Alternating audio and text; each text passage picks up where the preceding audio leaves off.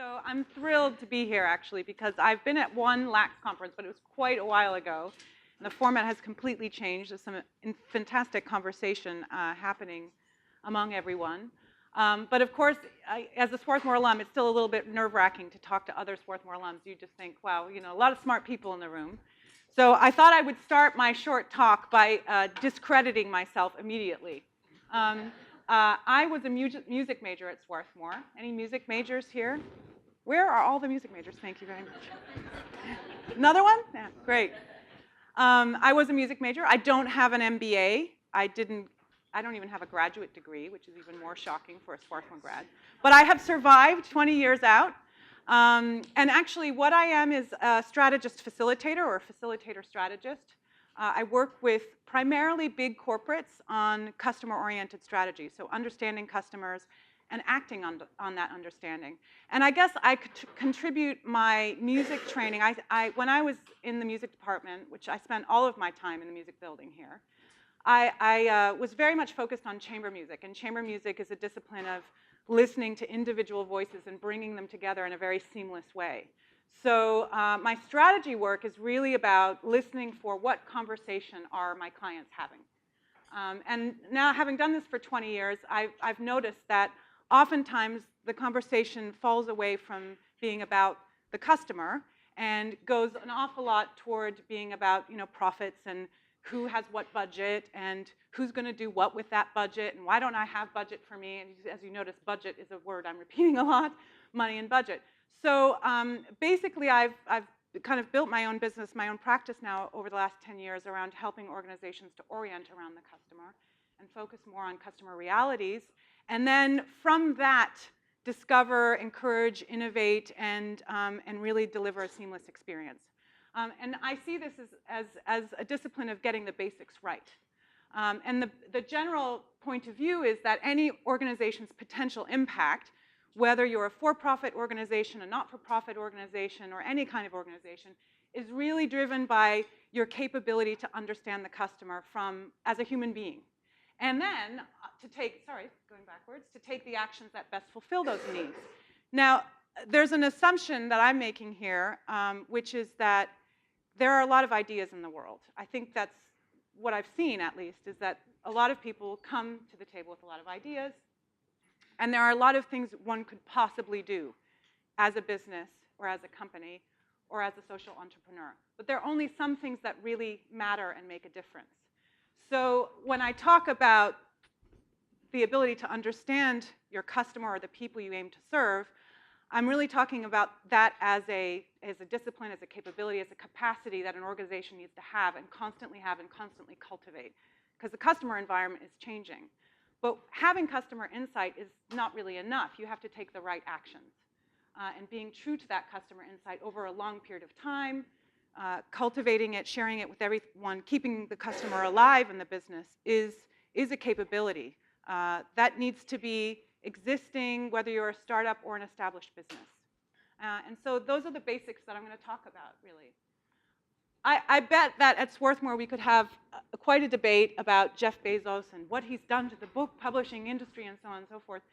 But the reason why I bring him up is because he does articulate a vision for a company. His vision for Amazon is to be the most customer-oriented company in the world. And he speaks kind of quite distinctly in the corporate environment, at least, about focusing on delighting the customer. And if you go on YouTube, you can find videos where he talks about, you know, we don't have an obsession about what the competition is doing. We have an obsession about what's happening with the customer. They constantly iterate to realize new features that will delight the customer going forward. And this idea that being customer-oriented by definition means you have to have a longer-term view, which is something else that tends to distract businesses away from the customer, is this desire to make short-term profits, which of course are very important, but actually taking a long-term view, taking the customer view is a long-term exercise, and it's something that is a long-term investment.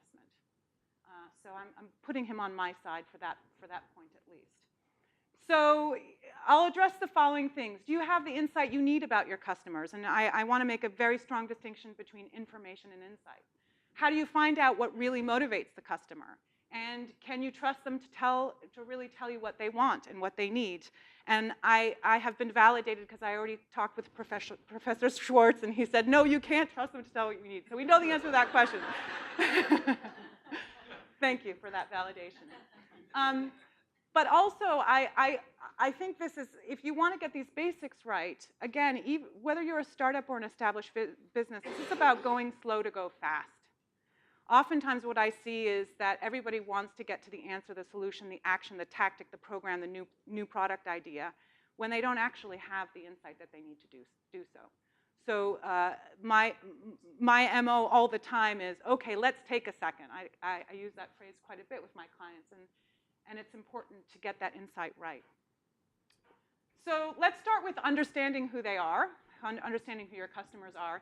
And one of the things that I think is really important is to actually get rid of even the notion of a customer. So a customer is an actor in a transactional situation.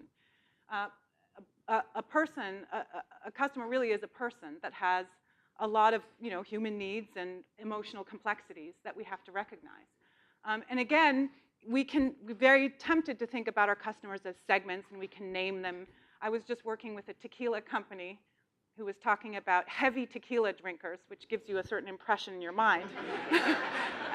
And I don't think the heavy tequila drinkers really want to call themselves heavy tequila drinkers. I mean, tequila might define them on some level, but not on every level. So, and I see this in a lot of different industries, particularly in the healthcare industry, where we think about patients and we think about payers and we segment the market. And there's a lot of humanity to that. So I was going to talk to an example specifically in elderly healthcare, which has to do with thinking through Alzheimer's, which obviously is a very difficult disease, an uncurable disease, and thinking about who the patients are for Alzheimer's. And when you're trying to serve Alzheimer's patients, who are your customers? Anybody have an idea who your customer is if you're trying to serve an Alzheimer's patient? Caretakers. Okay, so I knew that this would be a smart audience, so we can move on from this slide. But yes, I mean, traditionally, pharmaceutical companies and healthcare companies are very much oriented around the physician. But the issue with Alzheimer's is that many Alzheimer's patients go undiagnosed for too long. And of course, the efficacy of any treatment has to do with how early you're able to diagnose and treat the patient. And I don't think a lot of customers or patients present with Alzheimer's. They present with some difficulties, but they can't identify them. And there's a lot of interaction between the spouses, the elderly spouses, the adult offspring of Alzheimer's, potential Alzheimer's patients. And there's a lot of emotional difficulty fraught before you even get to the point of that patient being a quote-unquote customer. So considering that entire spectrum, that entire human situation is critically important. Let's go on to going beyond the data. Going beyond the data, because data is important, and we live in the age of big data and quite a bit of reliability on big data.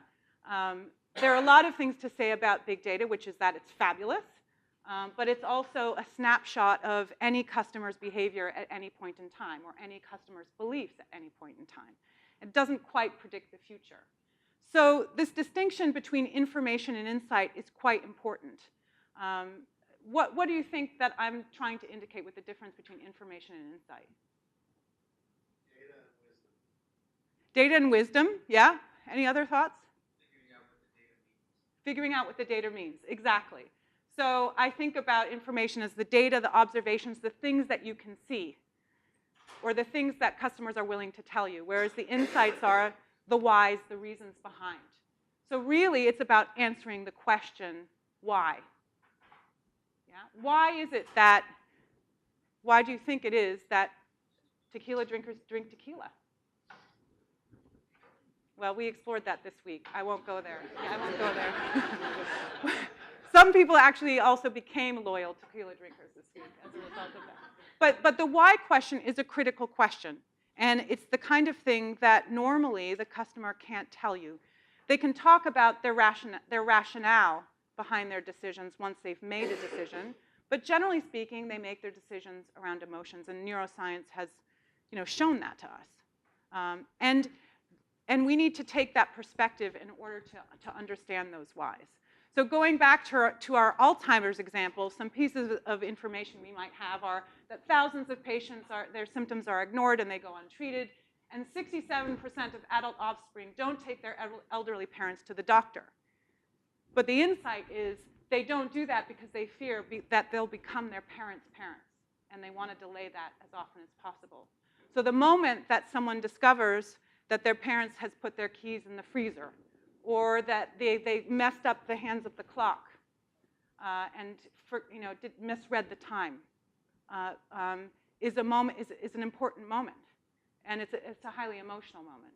And so, if you're addressing the information, you might do different things. Versus if you're trying to address the insight, your actions as a business and how you make a connection with your customer is completely different. And I'll illustrate that a bit later.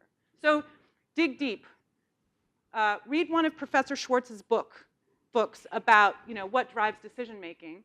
But remember that what your customers say to you is only half the story. Maybe not even half. It's even even less than that. And remember that what they say is the tip of the iceberg, and there's a lot going on underneath. Lots of clicking. So how do you take their perspective? How do you take the customer's perspective? Another funny example I do some teaching as well. So I try to, in my little philosophy, my mission to make everyone more customer-oriented, I sometimes teach customer insight. And I was working with a cereal company. And I decided that the best thing to do to get them in the minds of their customer was to send them and have breakfast with their customers. And they had the shock of their lives. They came back very depressed because they realized, it's kind of surprising that this was such a shock, but they realized that this is the scene for their customers at breakfast. It's not about what they're eating, actually. It's about who took out the dog and who didn't do their homework, and who's late, and whose shirt isn't ironed, and so on and so forth. When is the school bus coming? And so when they thought about that, they thought, well, what are we really doing that's actually adding some value here to this formula and this equation? We might be obsessed by how many grains we have in our cereal box or how much nutrition, and of course that's a factor in the decision. But how are we fitting into their context? So, to see things from their perspective, you really need to change your point of view, and that doesn't happen very often if you're running a business. I think when we had the SWAT tank panel earlier, and we were talking about what do you really want to do, and recognizing that as entrepreneurs, we're going to spend a lot of time dealing with our supply chain, our manufacturing, and thinking about how are we going to keep that focus and that integrity to our customers is very difficult. This happens to be, I wanted to share this with you as a tool, mapping the customer experience, understanding before, during, after. This is a favorite one for me just because it's about airlines, and I spend a lot of time on planes. And, it's just, without going through the whole thing, it's just worth saying that airlines have started to recognize that the travel experience is not just about the moment people get on the plane, but it starts from the moment you even think about booking a trip. And so, again, as a business, if you're trying to disrupt the travel industry and the flight experience, you've got to really think before, during, after, what's happening with this customer. And finally, anticipating and solving their problems. So this is when we move from insight into idea generation. And idea generation is something that is, as I said, really critical to a business. But I think it was Albert Einstein who said, if I had an hour to change the world, I'd spend 55 minutes figuring out the problem and 5 minutes working through the answer. Yeah? And actually, in most businesses, because we're really needing to operate quite quickly, people spend 55 minutes thinking about the answer and 5 minutes figuring out the budget, about how much they're going to spend on the answer. Yeah? It's very tempting to do. So going again back to the Alzheimer's example, if we were operating off, trying to get adults to take their elderly parents to the doctor, we might incentivize them, in a very direct way. Whereas if we're thinking about that fear, we might give them the tools to speak to each other, the resources, the support groups. Yeah? And it could transform a business, how you engage with your customer, and the kind of empathy that you show that you understand who they are and where they come from. Yeah? this is another really great example from healthcare. The birth control pill was originally launched as a bottle with pills in it. But it doesn't work that way. You have to take the pill at the same time every day. So they started, what they saw first was that women weren't refilling their prescriptions every month. And they couldn't figure out why. And actually, it was this feeling that this is not really going to work. I saw the study. You showed me the study that this is 90%, a great product. But I don't feel it's going to work because I can't remember if I take it every day. So the dial pack was developed. So the anticipation part is the Steve Jobs thing, which is it's great to have an insight, but you also can't expect for the customer to specifically tell you what it is that they want. You're going to have to then create. Once you have that, you can add your creativity to it. And I guess the last example I have is about technology. I worked with one of the Silicon Valley companies with these brilliant engineers. I mean, so many brilliant engineers with thousands of ideas, many of which would be lovely, but were completely irrelevant. And then when you challenged them and you said, what was your insight there? They had an insight, but they had wandered off from it. Their creativity had taken them to a completely different place. So we decided to create customer champions in the business so that they would be someone would keep them true to what was really important to the people that they were trying to serve. And actually, that was quite inspiring for them. They didn't feel limited. They felt like, ooh, this is even more challenging because I can't just make what I want. I have to answer that problem for the customer. So those are my 4 points for this SWOT talk. Thank you. I think I have a thank you slide.